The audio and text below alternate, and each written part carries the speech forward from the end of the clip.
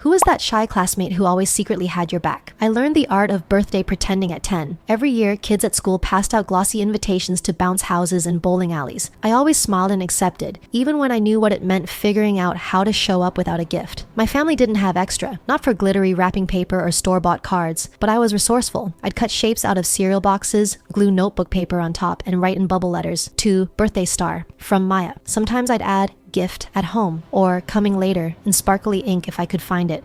A silent code that bought me time and kept people from asking questions. Most kids didn't notice. They were too busy opening real presents.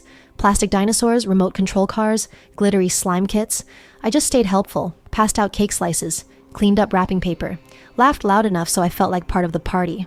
One Saturday, I was invited to a girl named Sierra's birthday. Her parents rented a party room at the skating rink. There was pizza, flashing lights, even a DJ who played the High School Musical soundtrack. But I forgot my cereal box card. We arrived late. My mom handed me a small bag of jelly beans from the dollar store, but I'd eaten half on the bus ride there. My stomach dropped when I saw the gift table, towering boxes, big bows, giant bags with tissue paper exploding out the top. I froze at the edge of the room, clutching my half-empty bag of jelly beans.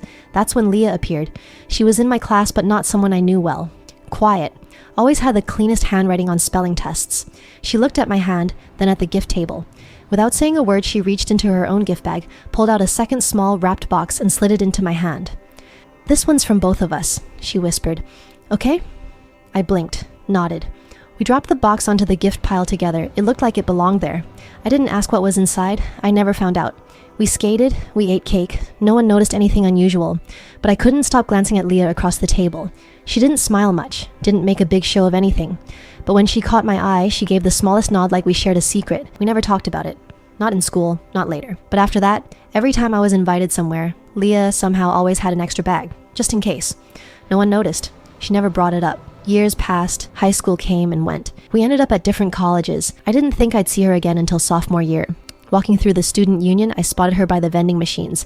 She was dividing a large meal into 2 containers, one for herself, one for a girl I recognized from campus who'd recently lost her housing. Same quiet precision, no announcements, no pity, just a casual, quiet gesture that looked like routine kindness. I waited until she walked away, then followed. "Leah?" She turned, that same calm expression. "Maya," she said. "It's been a while." I smiled. "You still carry extra, huh?"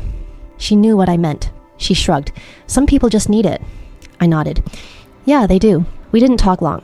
Just enough to know we both remembered. That moment at a skating rink with a dollar store candy bag and a quiet save. Some things stick with you, not just the hard parts of growing up poor, but the kindnesses that sneak in through the cracks. Not everyone sees them, but we do.